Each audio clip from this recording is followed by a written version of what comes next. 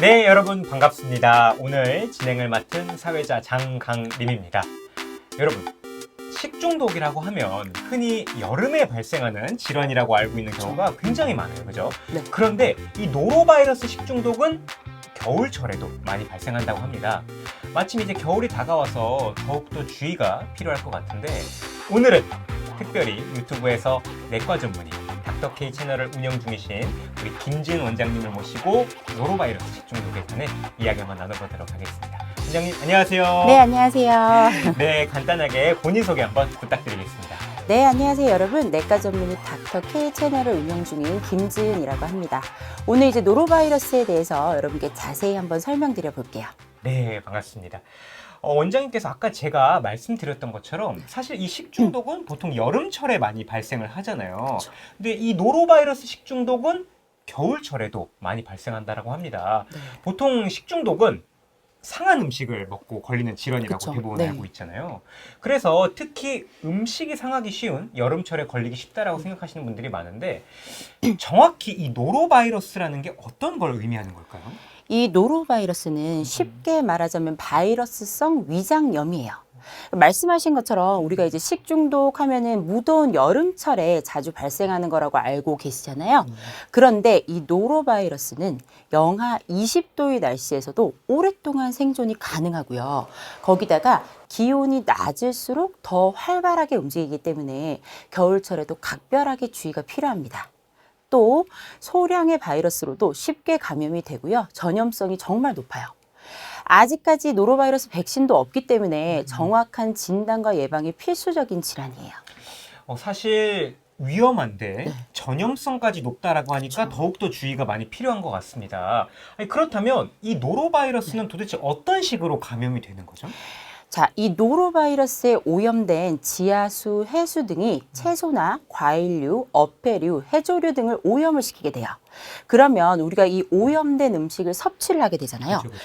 그러면 바로 노로바이러스에 감염이 되는 거예요. 또 노로바이러스 감염자의 직접적인 간접적인 접촉을 통해서도 쉽게 전파가 돼요. 통계적으로 보면 어패류나 오염된 지하수를 통해서 가장 많이 발생되는데요. 굴이나 조개, 생선 같은 수산물을 익히지 않고 먹거나 구토물이나 침 같은 분비물이 묻은 손으로 음식을 바로 먹는 경우에 바이러스에 감염될 확률이 올라가게 됩니다. 아까 말씀해 주셨던 것처럼 이제 어패류나 그런 조개 이런 것들에 의해서 약간 더 감염이 더 잘 되는 것 같아요. 그러니까 확실히 기본적인 위생과도 좀 관련이 있어 보이는데 맞습니다. 그러면 이 노로바이러스 식중독에 걸렸을 때 우리가 나타나는 증상 어떤 것들을 보고 우리가 알 수 있을까요? 이제 주로 복통과 구토, 설사, 근육통, 두통, 고열 같은 증상들이 나타나는데요. 이런 증상들이 너무 심해지면 탈수가 생기거나 전해질 불균형이 생기게 돼요.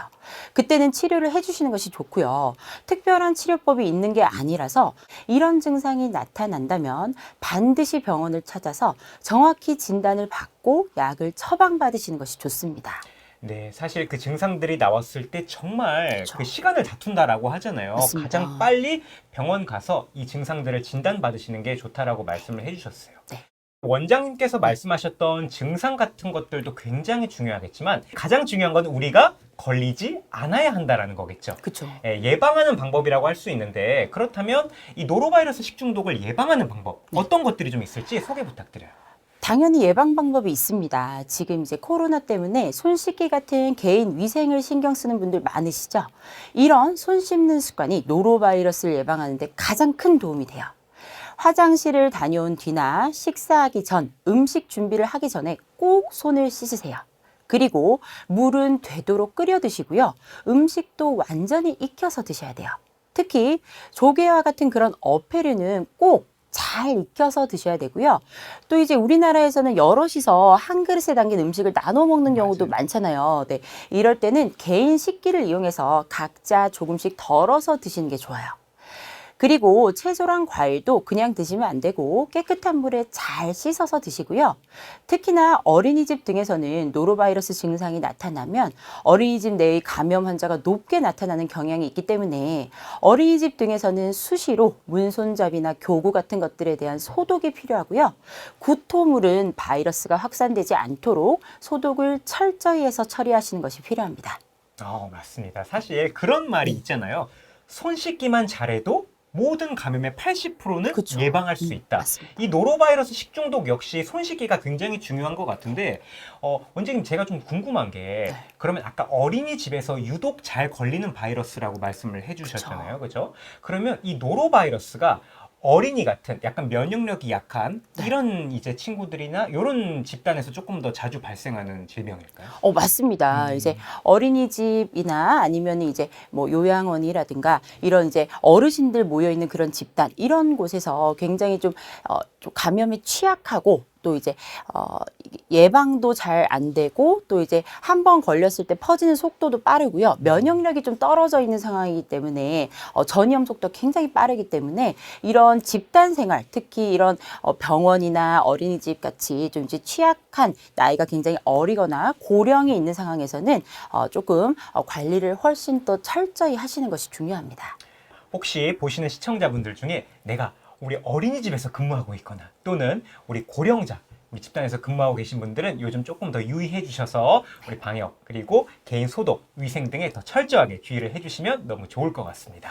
손을 잘 씻고 물도 잘 끓여 먹고 음식은 완전히 익혀 먹기 이런 것들과 더불어서 식재료와 조리기구는 깨끗이 세척 소독하고요.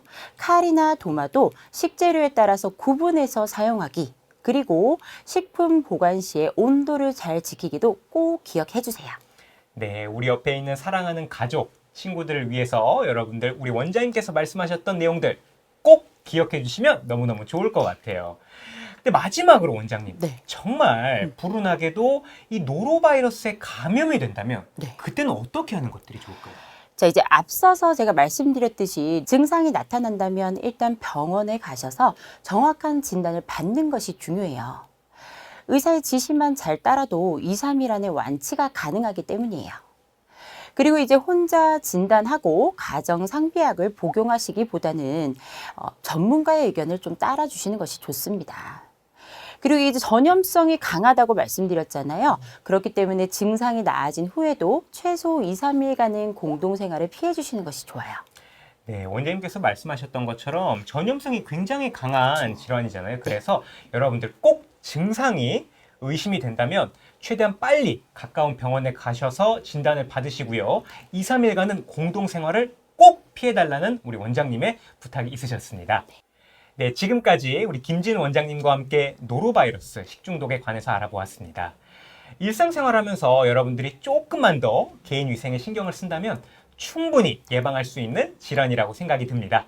그렇다면 우리 원장님께서 끝으로 우리 시청자분들께 한 말씀 부탁드릴게요. 앞에서도 강조했었죠. 손 씻기, 끓여 먹기, 익혀 먹기, 세척 소독하기, 구분 사용하기, 보관 온도 지키기 이렇게 식중독 예방 요령 6가지를 꼭 기억해 주시고요. 식중독 예방은 계절에 상관없이 항상 주의해야 한다는 것도 잊지 말아주세요. 네, 오늘 정말 좋은 말씀해 주신 우리 김진우 원장님 진심으로 감사드리겠습니다. 우리 시청자분들도 오늘 들으신 예방 방법들 꼭 실천하셔서 건강한 겨울 보내시기 바랍니다. 감사합니다. 감사합니다. 식중독은 여름에 한번 걸려봤었는데 어마어마하죠. 네.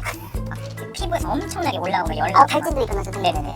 그것 때문에 순댓국을 먹었는데 전국 먹고 이제 이게 근데 이 노로바이러스는 60도에서 네. 30분 끓여도 애가 살아있는. 네네네네네. 이제 만약에 이제 뭐 주방 이제 뭐 생선 같은 뭐 어패에 붙어 있었는데 이제 그 직후에 뭐 손을 안 씻고 직후에 뭐 손 안 씻을 수 있죠. 뭐 그래서 이제 순댓국을 딱 이렇게 뭐 운반하는 순간 뭐 이제 뭐 근데 이게 코로나도 그렇고 지금 노로바이러스도 그런 식중독이 약간 변이 같은 건가요? 아니 원래 있었던 애인데 원래 정신없잖아요. 어린이집 같은 난리 납니다. 이제 하나 걸리면 다 걸려요. 전염이니까 네. 손에 관련된 질환들이 또 나오는 맞죠. 왜냐면 그 날고를 잘 먹으니까 그 어패류 이런 어패류에 또 유난히 그런 것 때문에 비브리오도 그렇고 무슨 뭐 노로바이러스뿐만 아니라 왜지? 그러니까 왜냐면 이제 어패류 생명 먹느냐가 많아서 조개 같은 거 데쳐서 먹잖아. 막 팔팔 끓여 먹는다기보다는 약간 데쳐, 약간 데쳐 먹으니까 애들이 안 죽는 거지. 걔들이 데쳐 먹는 거. 약간 날곳의 네. 대표적인 음식이 회라서 그런가? 약간 근데 생선은 또 생선 얘기는 또 어패류 얘기가 유독히 많잖아요. 뭐 A형 간염도 젓갈. 젓갈을 잘 삽니다. A형 간염. 겨울에 많이 와요. 왠지 왜 겨울에 젓갈을 먹는지 모르겠는데 겨울에 오늘도 저 먹고 왔거든요. 아 오징어 젓갈 먹고 왔어요. 왜죠? 왜 겨울에 오징어가 맛있나 봐요. 네. 그러니까 젓갈을 오징어 젓갈 같은 거 먹는 거죠. 뭐 겨울철 해산물 인기 있는 것도 되게 많아요. 근데 이상하게 여름에 젓갈 먹고 A형 간염 이렇게 오는 경우 잘 없고 겨울에 꼭 젓갈 먹고 젓갈 이게 먹고 오는 거죠. 이제 A형 간염 얼굴 노래 희한하겠어.